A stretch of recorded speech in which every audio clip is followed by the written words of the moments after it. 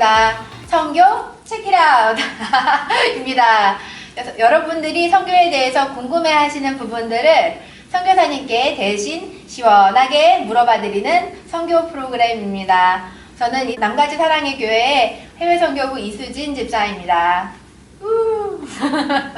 네, 저와 함께 동행해주신 어떤 집사님, 선교부 집사님 계신데요. 예, 안녕하세요. 이창배 집사입니다. 예, 초대해 주셔서 너무 감사합니다. 예. 네, 오늘 선교사님 이렇게 인터뷰를 할 건데 좀 기분이 어떠신가요? 예, 상당히 기대되고요. 예, 오늘 초대되신 우리 선교사님 너무 귀한 분이신데, 예, 오늘 나눔 가운데 은혜가 많을 거라 제가 생각합니다. 네, 이 시간을 통해서 저희도 그렇지만 많은 성도님들이 선교에 대해서 궁금하신 부분들이 풀어지기도 하고 많이 유익한 시간이 될 거라 믿어 의심치 않습니다. 그럼 선교사님 한번 모셔볼까요? 예. 강명만 선교사님 들어오세요. 네, 안녕하세요. 안녕하세요. 반갑습니다. 반갑습니다. 예. 네. 선교사님 반갑습니다. 이렇게 시간 내주셔서 너무 감사해요. 제가 더 감사하고 제가 더 즐겁습니다. 네. 그러시면 선교사님 소개 부탁드릴게요. 예, 안녕하세요. 저는 브라질 아마존에서 말과 글이 없는 아마존 인디언, 특별히 저는 바나 부족을 대상으로 그들의 말과 글을 분석해서 그들이 읽고 듣고 지킬 수 있는 성경을 번역하는 성경 번역 사역을 하고 있는 선교사입니다. 그러시군요. 그러시면 이제 23년 전에 아마존으로 가시는 건데요. 아마존 생각하면 저는 개인적으로 뭐 정글, 우리 이렇게 생각이 되는데, 아마존에 처음 도착하셨을 때, 첫 인상이 되게 궁금해요. 예, 아마존은 말 그대로 아마 좋은 곳입니다.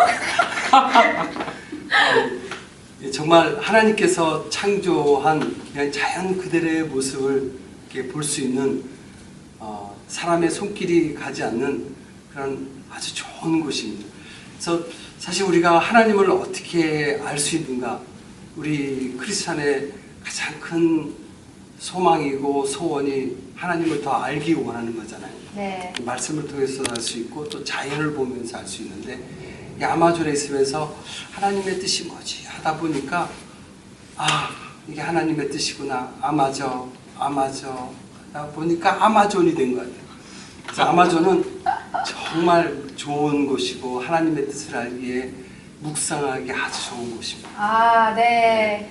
네, 선교사님도 거기 가셔서 그렇게 아마존의 좋은 그런 것도 보시고 그런 인상이 그러셨는데 그곳 현지 분들도 선교사님이 이제 외부인으로 들어오셨잖아요. 그분들에게도 좀 충격? 어떻게 보면은 그런 게 있을 것 같은데. 예, 제가 사역하는 그 아마존 인디언 부족은 바나와 부족인데 이 바나 부족은 사실 저희 위클립 선교센터에서 이제 아마존의 접경 지역인 포르투벨리인데 거기서 이제 가려고 하면 배를 타면 3, 4일 걸리고요. 아주 깊은 정글 아주 오지에 있는데 아니면 이제 저희 위클립 경비행기를 타고 갑니다. 그럼 1시간 반 정도 가면 되는데 아주 울창한 정글 속에서 열심히 가다 보면 딱 그 인디언 부족들이 있어요.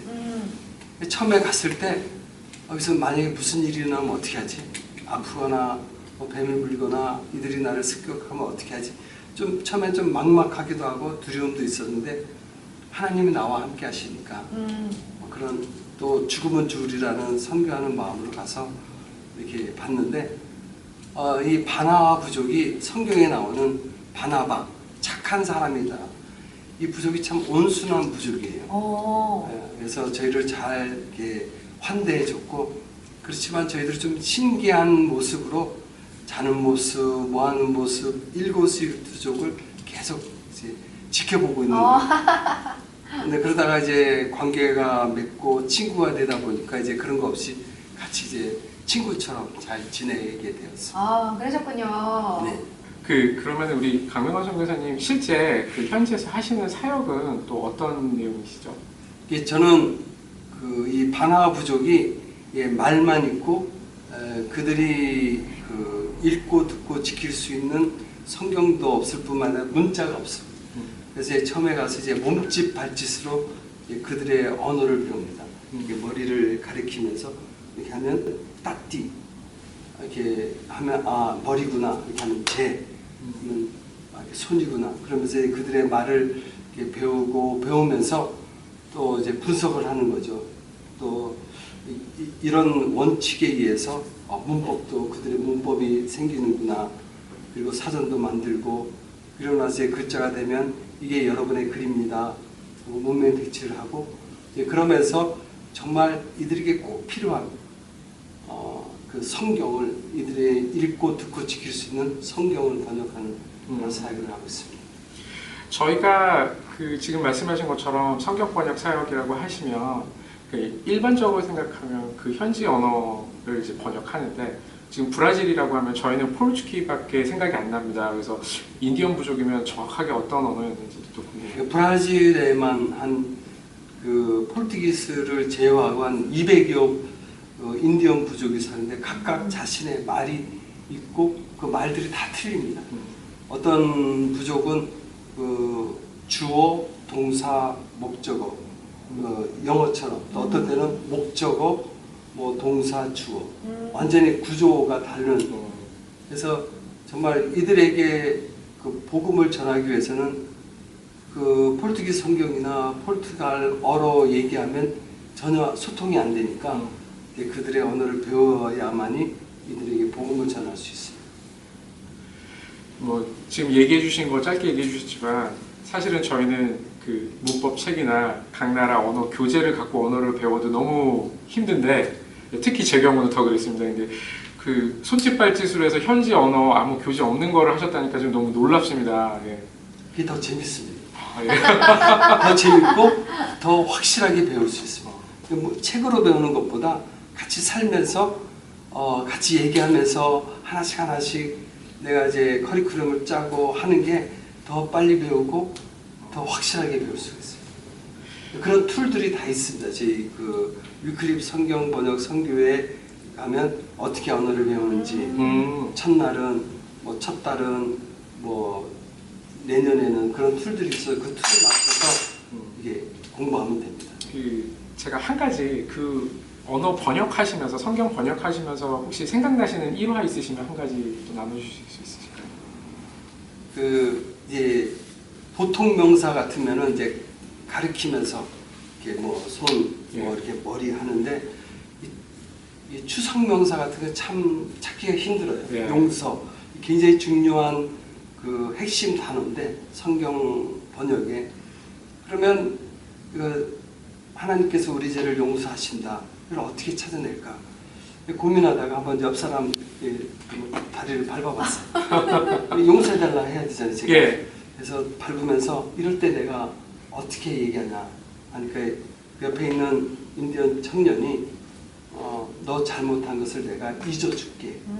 아니면 내 잘못한 것을 잊어달라. 잊는다라는 말을 쓰는 거예요. 그러면서 이 성경을 보니까 정말 하나님께서 우리를 용서하실 때 우리의 죄가를 맑게 씻어주시고 다시 기억하지 않는다. 그걸 통해서 정말 용서의 개념이 진정한 개념이 이 바나 부족 사람들이 하고 있구나.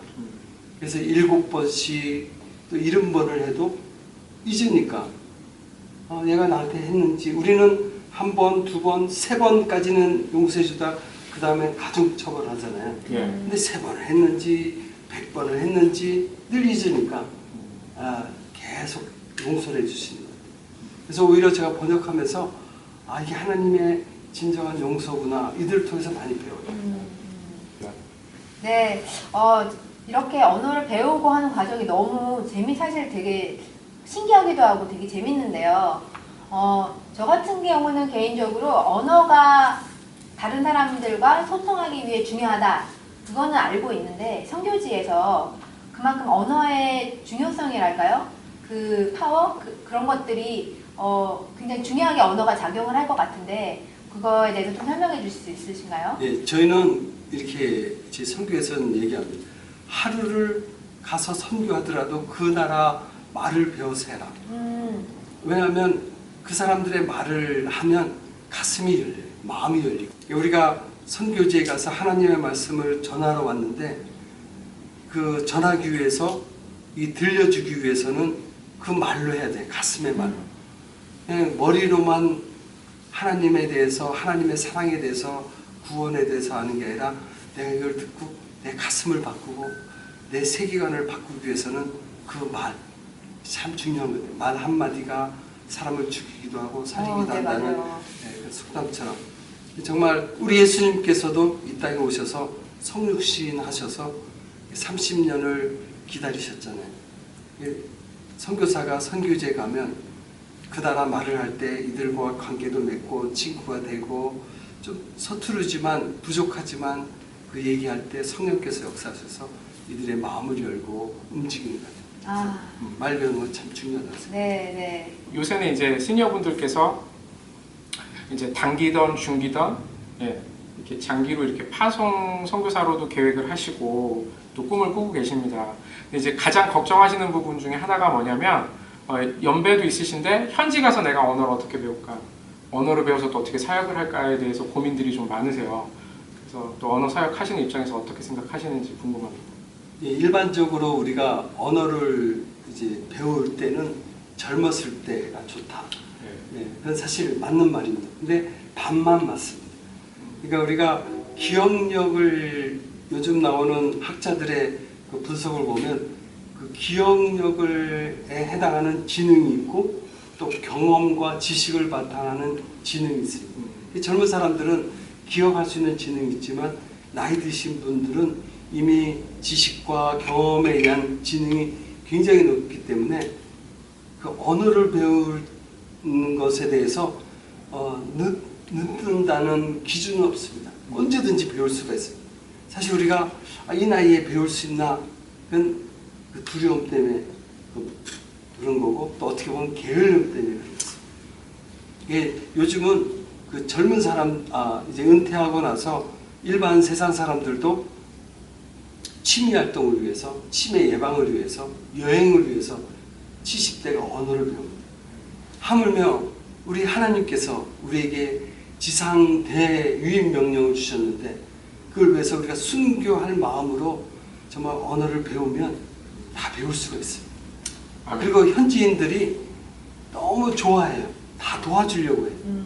내가 조금만 얘기하면 고쳐주려고 하고 도와주려고 하기 때문에 그 열린 마음이 있고 또 두 번째는 조급하지 않으면 될 것 같아요. 내가 빨리 가서 설교해야지. 아니 그럴 필요 없습니다. 천천히 언어도 배우고 하루에 한 단어 배운 걸로 사랑한다 손잡아주면 되고 이게 조급하지 않고 천천히 하면 누구나 다 성공할 수 있습니다. 이렇게 사역 가면은 선교하면은 사역이 먼저 생각나고 이렇게 말하는 것보다는 거기 현지인들과 그런 것들 많이 저희가 포커스를 많이 두고 있었는데 선교사님 말씀을 들으니까 가서 언어를 천천히 좀 늦지만 천천히라도 마음을 전달하고 이렇게 마음을 통하는 게 얼마나 중요하다는 것을 좀 새삼스럽게 느끼게 되네요. 예, 맞습니다. 사실 우리가 어떤 것을 줄 때 관계가 되어야 중요하잖아요. 네. 뭔가를 막 일을 하는 것보다 이 사람들과 친구가 되어주는 거. 그때는 이제 관계가 되고 친구가 되어지기 위해서 서로 소통이 돼야 되는데 막 뭔가 일하는 것보다 그게 제일 핵심이 언어라고 생각해요. 네, 단기 선교를 이제 많이들 여름에 이제 가시는데요. 단기 선교를 가실 때 그 단기 선교 가시는 그 지역이 본인이 전혀 모르는 언어라서 내가 가서 과연 어떤 사역을 할 수 있을까 말이 안 통하는데 이렇게 생각하시는 분들이 계실 것 같아요. 저도 그 중에 그렇게 생각했던 사람 중에 하나고 거기에 대해서 조언이 있으실까요?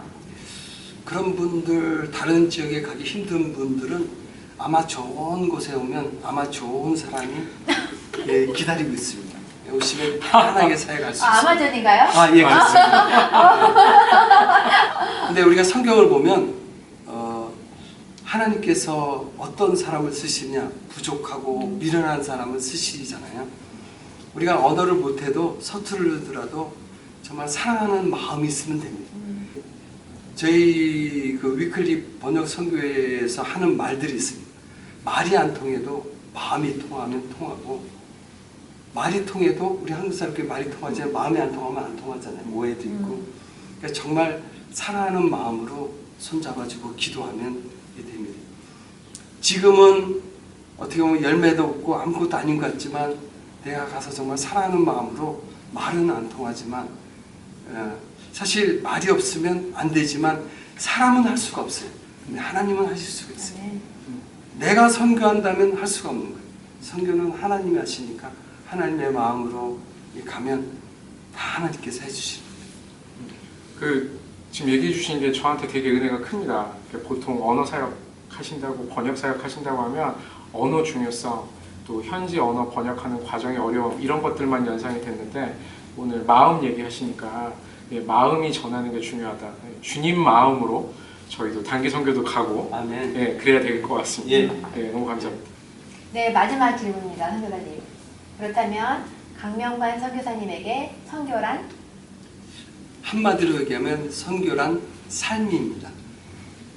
금방 말씀하셨듯이 그 하나님의 마음, 주님의 마음, 사랑하는 마음을 가지고 주님께서 보내신 그곳에 살아가는 것입니다. 뭔가를 하는 것보다 정말 사랑하는 마음으로 손 하나 잡아주고 같이 기도하고 그럴 때 하나님께서 역사하시는 그걸 이제 보게 되는 것이 바로 선교라고 생각합니다. 감사합니다. 오늘 이렇게 언어에 대해서 이렇게 강명관 선교사님과 함께 이야기를 나눴는데요. 이창배 집사님 오늘 어떠셨어요? 되게 짧은 시간이어서 아쉽고요. 강명관 선교사님 언어 성경 번역 사역 하시는데 단순히 처음 오늘 왔을 때는 번역 사역, 성경 번역 사역에 대한 막연한 생각이었는데 오늘 되게 구체화됐고요. 특히 오늘 말씀해 주신 것 중에 언어도 중요하지만 그보다 하나님의 마음, 주님의 마음으로 먼저 그분들이랑 접촉을 하고 교제를 해야 된다는 거 오늘 되게 큰 도전 됐습니다. 네, 여러분들 이렇게 저희가 오늘 선교 체크아웃을 통해서 이렇게 언어에 대해서, 선교에 대해서 배웠는데요. 이것뿐만이 아닙니다, 여러분들. 다른 에피소드를 통해서 저희가 조금씩 선교에 대해서 더 배워가려고 합니다. 기대 많이 해주시고요. 응원 많이 부탁드립니다. 선교사님 오늘 너무 감사드리고요. 네, 감사합니다. 선교사님께서 하나님의 나라를 위하여 하시는 이 모든 일에 너무 감사드리고 축복드립니다. 네, 감사합니다. 네, 그럼 땅끝까지 증인이 되는 그날까지 선교 체크아웃!